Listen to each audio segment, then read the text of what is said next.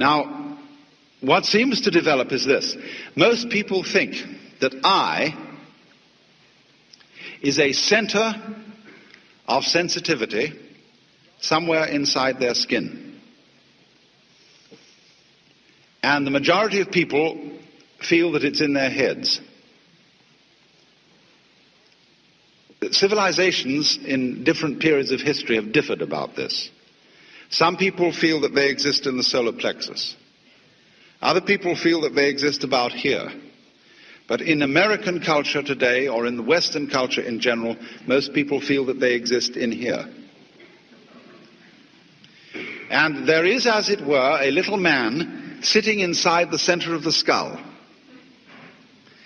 And he has a television screen in front of him, which gives him all messages from the eyeballs.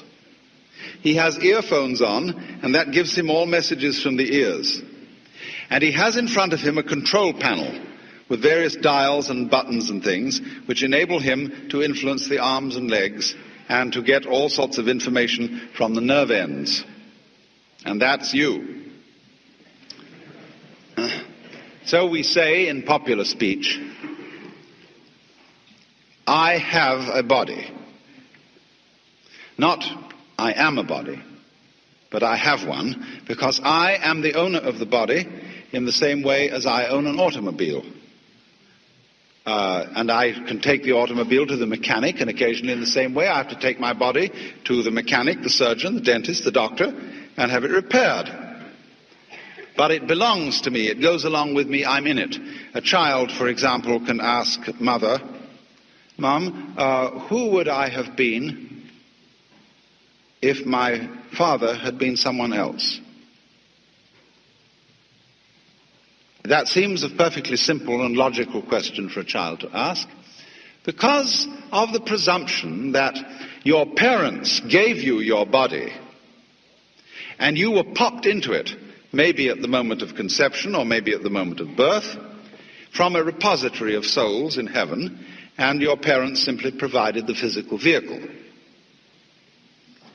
So that age-long idea that is indigenous, especially to the Western world, is that I am something inside a body,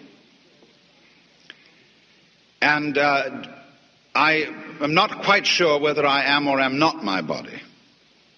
Some doubt about it. I say, I think, I walk, I talk, but I don't say I beat my heart. I don't say I shape my bones. I don't say I grow my hair. I feel that my heart beating, my hair growing, my bone shaping is something that happens to me. And I don't know how it's done. But other things I do. And next, I feel quite surely that everything outside my body is quite definitely not me. There are two kinds of things outside my body. Number one is other people. And they're the same sort of thing as I am. But also they are all little men locked up inside their skins. And they're intelligent, they have feelings and values, and are capable of love and virtue.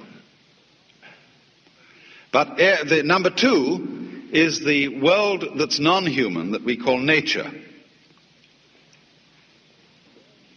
And that's stupid. It has no mind. It has emotions, maybe, in animals, but on the whole it's a pretty grim business. Dog eat dog. And when it gets to the geological level, it's as dumb can be. It's a mechanism, and there's an awful lot of it. And that's what we live in the middle of, and the purpose of being human is, we feel, to subjugate nature, to make it obey our will. And we arrived here, we don't feel that we belong in this world. It's foreign to us. In the words of the poet Houseman, I, a stranger and afraid, in a world I never made. And so all around us today, we see the signs of man's battle with nature. I'm living at the moment in a marvelous house in the Hollywood Hills. And we are overlooking a lake. And on the other side of the lake, the whole hill has suddenly been interrupted with a ghastly gash where they have made level lots for building tract homes of the kind you would build on a flat plain.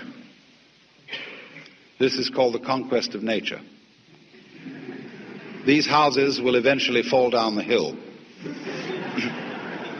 because they are causing soil erosion and they're being maximally stupid.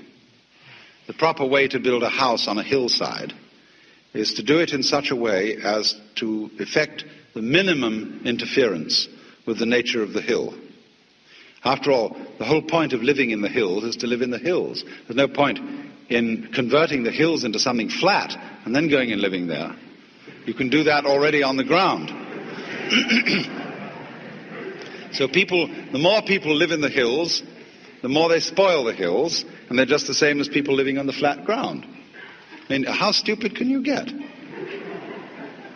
Well, anyway, this is one of the symptoms of our phony sense of identity, of our phony feeling that we are something lonely, locked up in a bag of skin, confronted with a world, an external, alien, foreign world that is not me. Now, according to certain of these great ancient philosophies like Buddhism, this sensation of being a separate, lonely individual is a hallucination. It's a hallucination brought about by various causes, the way we are brought up, being the chief of them, of course. I remember as a child, and you probably have very similar memories to mine, that all our parents were desperately interested in identifying us. Don't you remember that sometimes you went out and played with other children, and there was someone in the group of other children you admired and looked up to, and you came home imitating the mannerisms of that other child? And your mother said to you, Johnny, that's not you, that's Peter. And you felt a little bit ashamed because somehow you had let her down. She wanted you to be you, her child, and not Mrs. Jones's child, Peter. And so in many ways, we are all taught this. For example,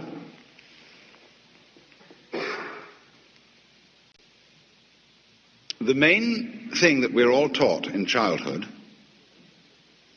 is that you must do that which will only be appreciated if you do it voluntarily.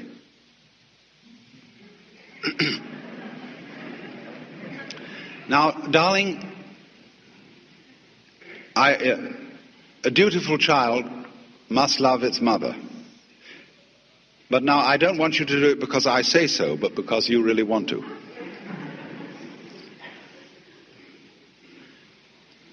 Or you must be free. See, this comes into politics.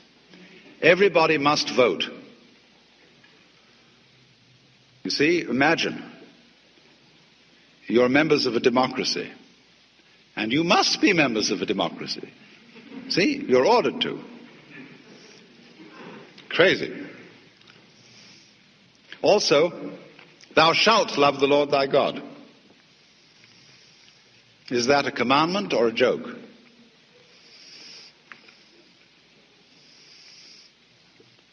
You know, if you suggest that the Lord is joking, most people in our culture are offended because they have a very moronic conception of God as a person totally devoid of humor. But the Lord is highly capable of joking, because joking is one of the most constructive things you can do. So, When you are told who you are and that you must be free, furthermore that you must survive, you must go on living, and that becomes a kind of compulsion, you get mixed up. It's very simple. Of course you get mixed up. If you think you must do something, which will only be the thing required of you if you do it freely.